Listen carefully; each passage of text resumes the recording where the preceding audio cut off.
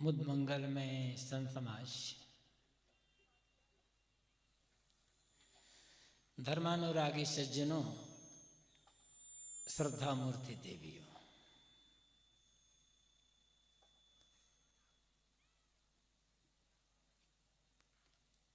कुंभ मेले का आयोजन कब से शुरू हुआ है, निश्चित तौर पर कुछ कहना कठिन है।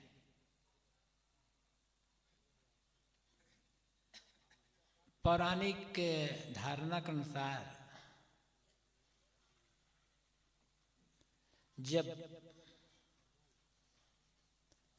देवता और दैत्यों ने मिलकर समुद्र मंथन किया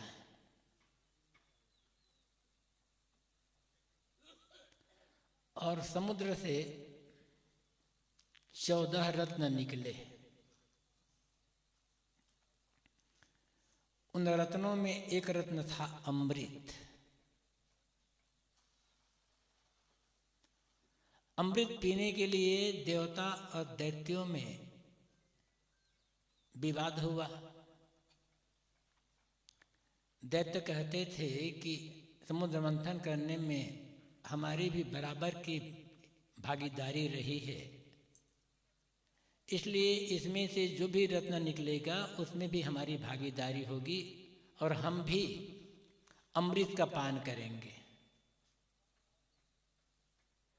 देवताओं ने सोचा कि यदि दैत्य अमृत पान करके अमर हो जाएंगे तो हम बहुत बड़ी दुर्गति हो जाएगी। देवता नहीं चाहते थे कि दैत्य अमृत का पान करे, लेकिन विवाद था। तब कहा जाता है विष्णु ने मोहिनी अवतार लिया, मोहिनी रूप बनाया और अपने नृत्य गान से दैत्यों को मोहित कर लिया और अमृत कलश लेकर के इंद्र के पुत्र जयंत को सौंप दिया। दैत्यों ने जब जाना कि जयंत अमृत कलश लेकर के जा रहा है तो उसका पीछा किया। दैत्यों से पीछा छुड़ाने के लिए जयंत अमृत कलश लेकर के पूरी पृथ्वी पर दौड़ते रहे। थके विश्राम करना हुआ तो उन्होंने 4 जगह पर अमृत कलश को रखा, प्रयागराज, हरिद्वार, उज्जैन और नासिक। वहां पर कुछ अमृत की बूंदें छलकी तो ये चारों जगह पवित्र हो गए और वहां अमृत का कलश रखा था, इसलिए इन चारों जगहों पर कुंभ मेले का आयोजन किया जाता है, ऐसी एक मान्यता है।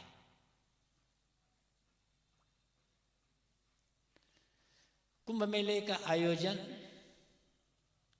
12 वर्ष में एक बार होता है और महाकुंभ का आयोजन 144 साल में एक बार होता है। इसको महाकुंभ कहा जा रहा है, पता नहीं अब 144 साल वाला है कि 12 साल वाला है।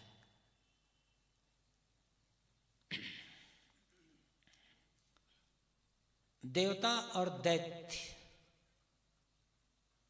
इन दोनों में सदैव से विवाद होता रहा है। वैसे पुराणों के अनुसार कश्यप नाम के एक ऋषि हुए हैं, बहुत बड़े ऋषि हुए हैं। कहा जाता है कैस्पियन सागर उनके नाम पर ही बना हुआ है। कश्यप ऋषि की 13 पत्नियां थी। उन्हीं में से उनकी अदिति नाम की पत्नी से आदित्य अर्थात देवता पैदा हुए।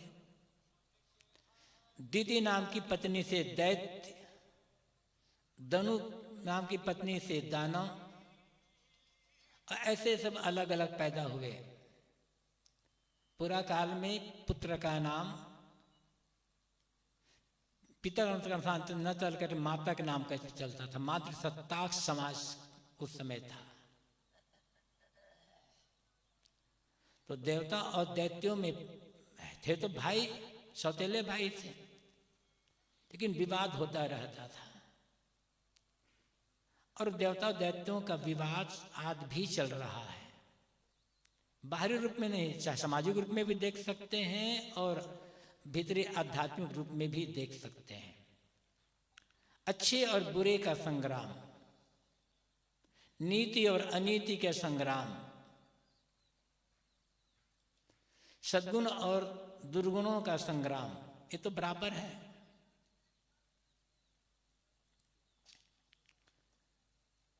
हमारे भीतर भी देवासुर संग्राम है।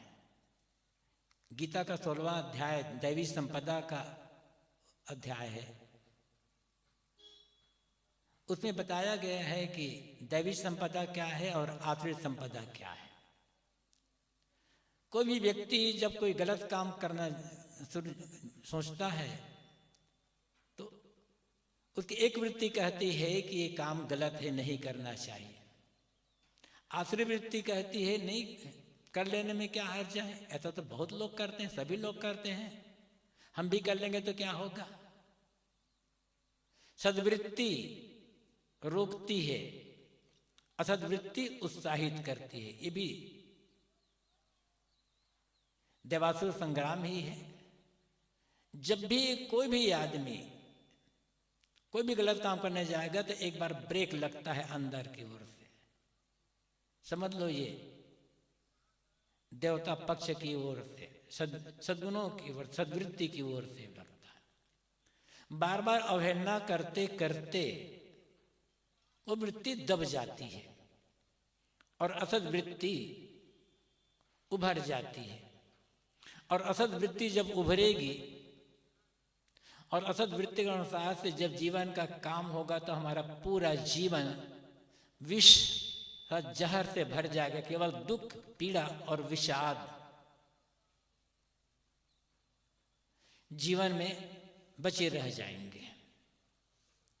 इससे यदि बचना है, दुख, पीड़ा, विषाद नहीं चाहते, अशांत चिंता तनाव से बचना चाहते हैं, तो सद्वृत्ति को जागृत करना होगा। और सद्वृत्ति जागृत होगी, सद्वृत्ति से जो भी हम काम करेंगे वो काम अपने लिए, समाज के लिए कल्याणदायी होगा और हमारा पूरा जीवन मानो अमृत से भरा हुआ होगा। जैसे हम अमृत की चर्चा पुराणों में सुनते हैं, पढ़ते हैं, समाज में लोगों बड़े बुजुर्गों द्वारा सुनते हैं, ऐसा अमृत कभी रहा नहीं होगा। लगता है एक कल्पना है, हकीकत जो भी हो। अमृत का अर्थ होता है मृत, मरा हुआ, और उपसर्ग है नहीं का। जो मरा हुआ ना हो, जो न मरे, वह अमृत है। वैसे अमृत बहुत सारी चीजों के भी कहे जाते हैं। कोई आदमी जब बड़ी प्रिय बात बोलता है, मीठी बात बोलता है, जो आदमी कभी भी क्रोध में, आवेश में, उत्तेजना में बात नहीं बोलता, कटु नहीं बोलता, कठोर नहीं बोलता, हमेशा प्रिय, मीठी और हितकर बात बोलता है, कहा जाता भैया उसकी बात तो अमृत के समान मीठी लगती है। अमृत के समान लोगों को जागृत करने वाले होते हैं। भूख लगने पर सुस्वादु भोजन जब मिल जाता, हम कहते हैं भैया भोजन क्या था, अमृत था। जो जो चीजें हमें प्रियकर लगती हैं, अप्रियकर के साथ साथ हितकर लगती हैं, उन्हें अमृत की उपमा दी जाती है। सदगुरु कबीर ने भी अमृत की चर्चा बीजक में कई जगह पर की है। उन्होंने कहा है, अमृत वस्तु जाने नहीं, मगन भया सब लोय। कहें कबीर कामों ने ही जीवहि मरण न हो। साखी पर उन्होंने कहा, अमृत केरी पूरिया बहुविधि दीन्हा छोई,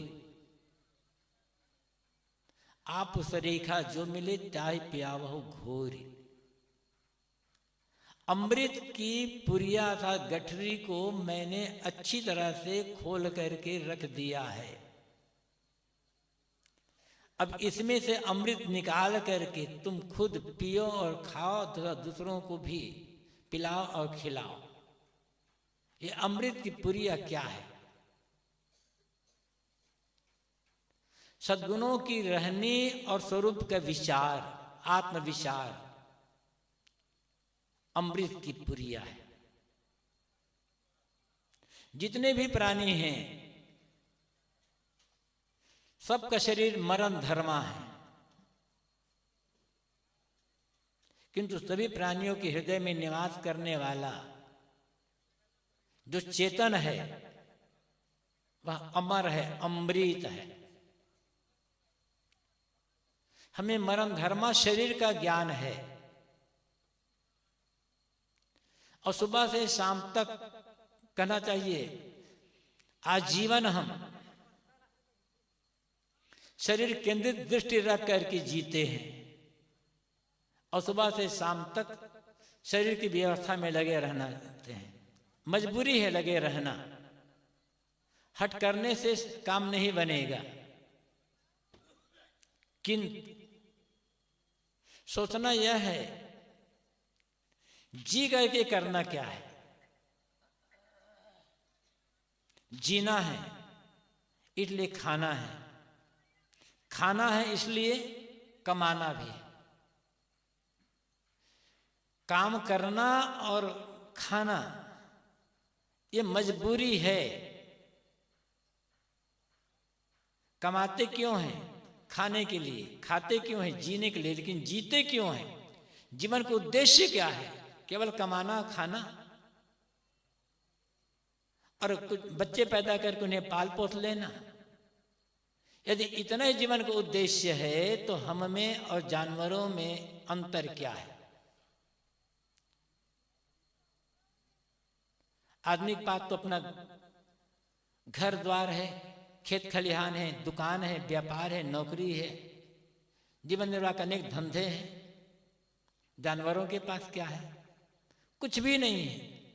लेकिन कोई भी जानवर भूखा नहीं सोता।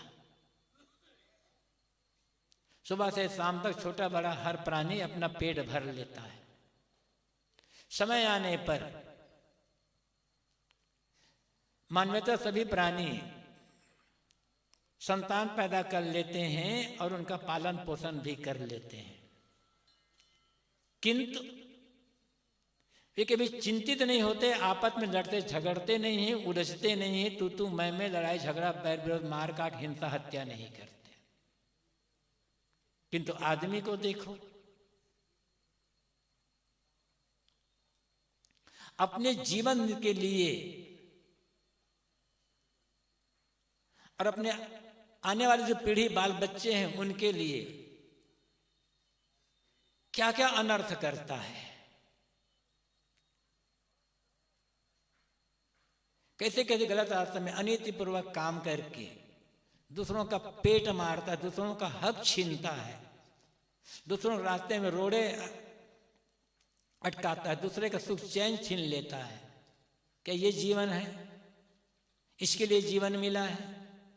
तो हमसे बेहतर तो मानवता प्राणी हैं जो बिना मतलब किसी अन्य प्राणी को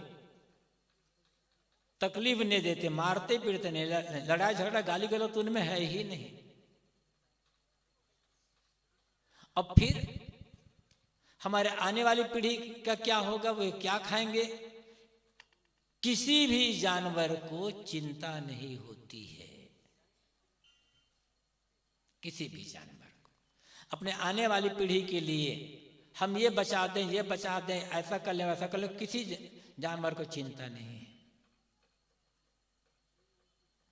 हम मानते हैं कि मनुष्य जानवर नहीं है, मनुष्य मनुष्य है। तो कमाना खाना तो मजबूरी है। आने वाली पीढ़ियों के लिए गलत रास्ते से पैसा कमा लेना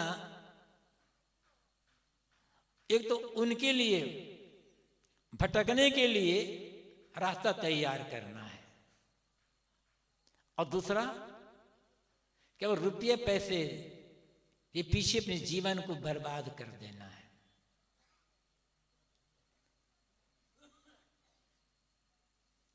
आप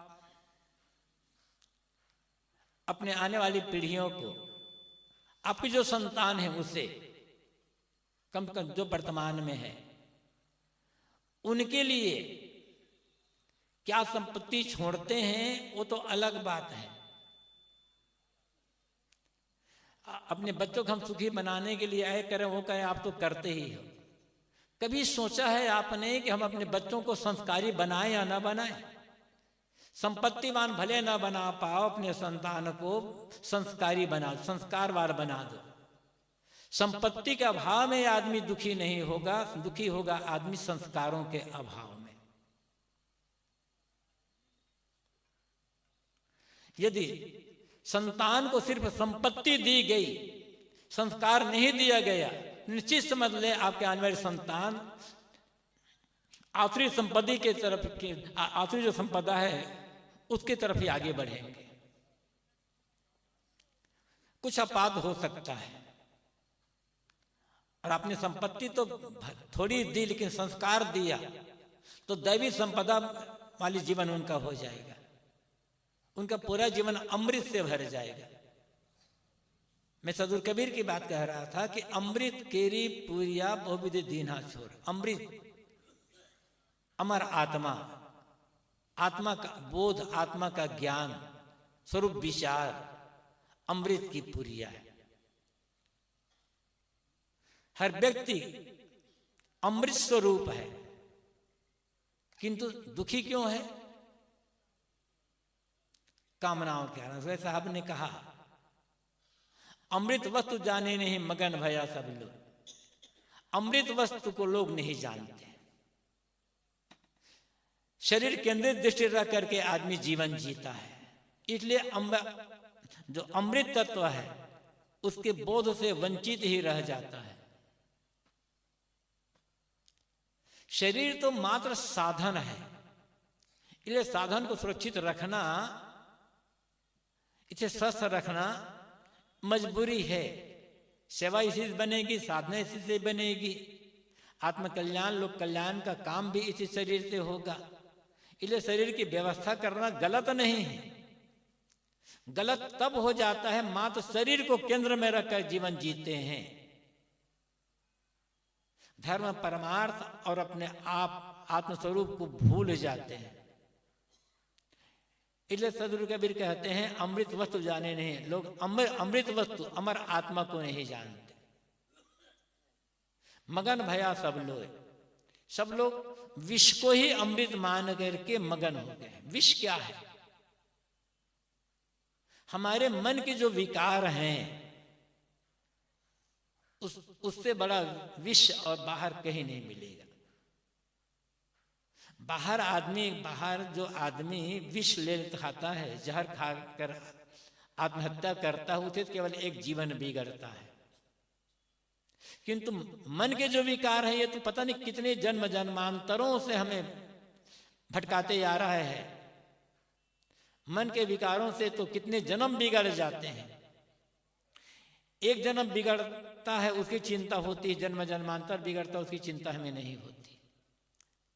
तो विष क्या है? मन के विकार। मन के विकार में कुछ भी है। अब प्रश्न होता है कि मन का विकार क्या है? जिस भाव के आने पर, मन में जो भी एक भाव है, जिस भाव के आने पर मन चंचल हो जाए, उत्तेजित हो जाए, व्याकुल हो जाए, अपने आप में रहना मुश्किल हो जाए, नीति अनीति का ख्याल भूल जाए, वो सारे के सारे भाव विकार हैं। चाहे वो काम, क्रोध, लोभ, मोह, राग, द्वेष, नाम अलग अलग भले हैं। कोई भी विकार आएगा मन में तो मन स्थिर नहीं रहेगा, शांत नहीं रहेगा। चंचल, उत्तेजित, व्याकुल, अशांत हो जाएगा। जो विचार आपको अशांत कर दे वो विकार है, और जो विचार आपको शांत कर दे, मन में जिस विचार के आने पर चिंता मिट जाए, दुख मिट जाए, पीड़ा मिट जाए, सारा तनाव दूर हो जाए, उस विचार को आप अमृत कह सकते हो। जो विचार हमें अशांत करे वो विष है, जहर। जो विचार हमें शांत करे वो अमृत है। और दोनों हमारे भीतर है। दैवी संपदा भी हमारे भीतर है और आसुरी संपदा भी हमारे भीतर है। आसुरी संपदा का मतलब वही है जिस संपदा के जिस भाव के आने पर मन चंचल, उद्विगित, अशांत, पीड़ित हो जाए, वो आसुरी संपदा है। उसी को तो मिटाना है, उसी को तो दूर करना है। और जो विचार हमें शांत, सुखी, प्रसन्न बना दे वो विचार अमृत है, उसको बढ़ाना है। इसलिए सदगुरु कबीर कहते हैं अमृत वस्तु जाने, जो अमृत वस्तु को आदमी नहीं जानता। जरा सोचें, सुबह से शाम तक हम और आप कुछ न कुछ सोचते हैं, विचारते हैं, उनको सोचते विचारते हैं। अब आप ये जो सोचें, जो विचार मन में आता है उनमें से कितने विचार ऐसे होते हैं जिस विचार के आने पर आप शांतिपूर्वक जीवन जीते हो, शांत रहते हो, और कितने विचार ऐसे होते हैं जिसके विचार पर आप हमेशा तनाव में रहते हैं। सुबह से शाम तक, सुबह जब से नींद खुली तब से सोने के समय तक 16-18 घंटे का समय ज्यादातर तनाव में व्यतीत होता है या प्रसन्नता में व्यतीत होता है? अशांति में व्यतीत होता है या शांति में व्यतीत होता है? यदि सुबह से शाम तक 16-18 घंटे के समय में अधिकतम समय मन तनाव में रहता है, अशांत रहता है, मतलब आसुरी संपदा में जीवन व्यतीत हो रहा है, वो पूरा दिन व्यतीत हो रहा है। और यदि इस 16-18 घंटे समय में अधिक से अधिक समय प्रसन्नता में, शांति में, संतोष में, मैत्री भावना में व्यतीत हो रहा है, तो दैवी संपदा का विकास हो रहा है। उसको अधिक अधिक और बिकाना है। तो यदि ऐसा कर लिए तो हर दिन कुंभ स्नान हो सकता है।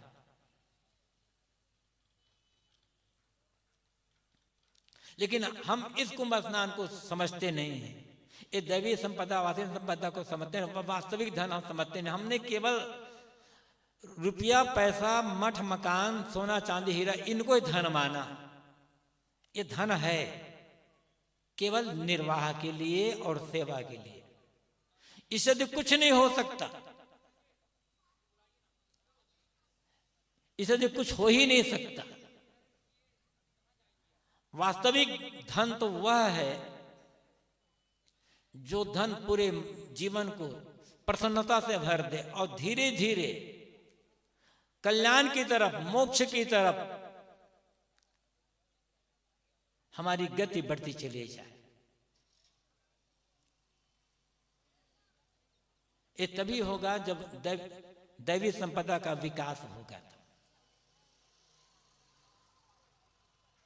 और हर आदमी के अंदर दोनों है आवश्यक है। गुरुदेव जी कहा करते थे,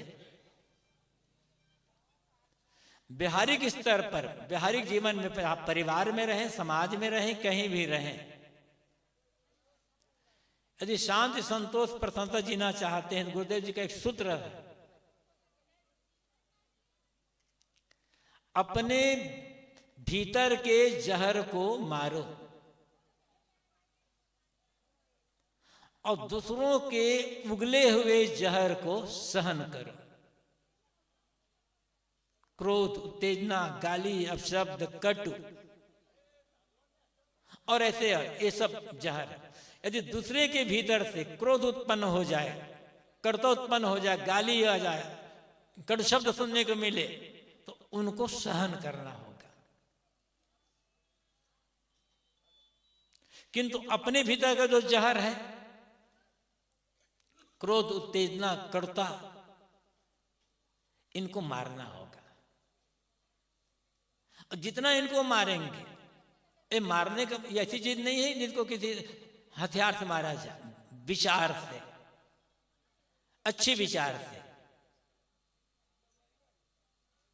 जितना अच्छी विचार हमारे भीतर बढ़ते जाएंगे, उतने ही हमारे अंदर का जो जहर है ये शांत हो जाए। मारने का मतलब इन्हें शांत करना, समन करना।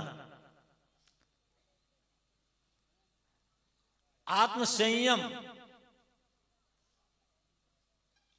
अमृत है, सहनशीलता अमृत है।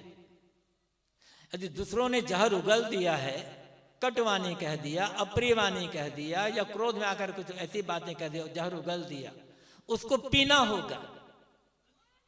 कहा जाता है ना कि अभी बात समुद्र मंथन की चली थी, तो समुद्र मंथन जब हुआ था तो अमृत तो निकला ही, उसमें से हलाहल विष भी निकला। जब अमृत निकला तो सारे देवता अमृत पीने के लिए ललायत हो गए, आगे बढ़ गए। और जहर निकला तब मनुष्य तो मनुष्य, कोई देवता उस समुद्र से निकले हुए जो हलाहल विष है उसे पीने के लिए तैयार नहीं हुए। और कहा जाता है उसका दुष्प्रभाव इतना अधिक था कि सबका दम घुटने लग गया, लगा कि थोड़ी देर में सबका प्राणांत हो जाएगा, हाहाकार मच गया। तब शंकर नाम के देवता आगे आए और उन्होंने उस जहर को पी लिया और पीकर पूरे संसार की रक्षा की है। और जब शंकर नाम का देवता जहर पीकर संसार की रक्षा की, तो फिर शंकर देवता नहीं रहे, देवाधिदेव महादेव बन गए। कब? जब जहर पीकर उन्होंने समाज संसार की रक्षा की। ऐसे ही यदि दूसरों द्वारा उगले हुए जहर को बताया ना, गाली है, कट शब्द है, अपशब्द है, क्रोध है, कड़ता है, किसी प्रकार का दुर्व्यवहार है, इन सब को हम प्रतिक्रिया रहित भाव से, शांत भाव से सहन कर लें तो आप भी महादेव बन जाओगे, जीवन ऊपर उड़ जाएगा। तो करना कि दूसरों के जहर को तो पीना है, सहन करना है, अपने भीतर के जहर को मारना होगा। और जहर को हम जितना मारते जाएंगे, उतना भीतर का जो अमृत है वो उभरता जाएगा। अमृत कहीं लाना नहीं है, हर व्यक्ति के भीतर अमृत है, अमृत की खान है। लेकिन जहर ज्यादा हो गया है, इसलिए अमृत दबा हुआ है। अपने भीतर के जहर को शांत करके अमृत को उभार लेकर पूरा प्रसन्नता में जीना, आत्मकल्याण और लोक कल्याण का काम करना। ऐसा कर रहे हैं मानो कुंभ स्नान ही कर रहे हैं, गंगा स्नान ही हो रहा है। और इसीलिए इस कुंभ मेले का आयोजन होता है। इसके साथ एक उद्देश्य ये भी है कि पूरे भारत भर के बड़े बड़े संत, विभिन्न मत पंथ संप्रदायों के संत यहाँ एकत्र होते हैं। उन संतों के दर्शन का और उनके अमृत वचन सुनने का, सत्संग करने का सौभाग्य एक साथ एक जगह पर मिल जाता है। संस्कृतियों का संगम, महासंगम, महाकुंभ स्नान।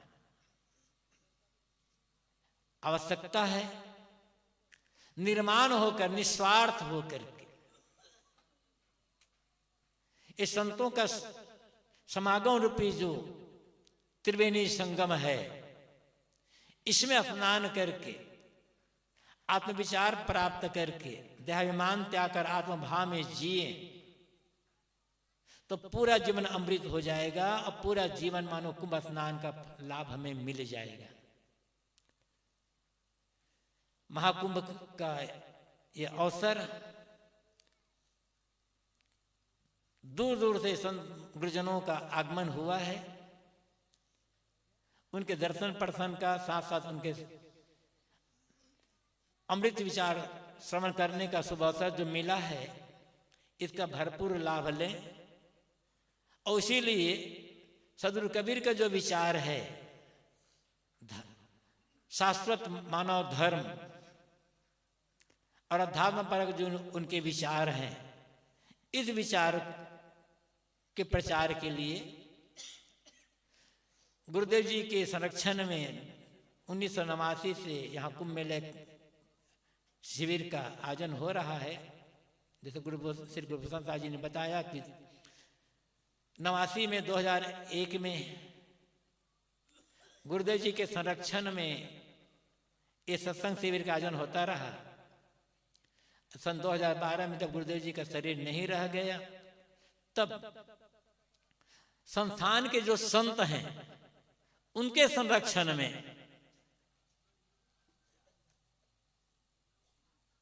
इस शिविर का आयोजन हो रहा है। और उसमें मुख्य रूप से भागीदार आप लोग होते हैं। आप लोगों का सहयोग और संतों के परिश्रम दोनों का जब संगम हो जाता है तब इस सत्संग का आयोजन होता है। और अभी जैसे कहा 4 फरवरी तक सत्संग बराबर चलता रहेगा। विभिन्न संत गुरुजनों के विचार हमें श्रवण करने अवसर मिलेगा। इससे भरपूर लाभ लेना है ताकि यहाँ हमारा और आपका आना सफल और सार्थक हो सके। इस समय अपनी वाणी को मैं यहीं पर विराम देता हूँ।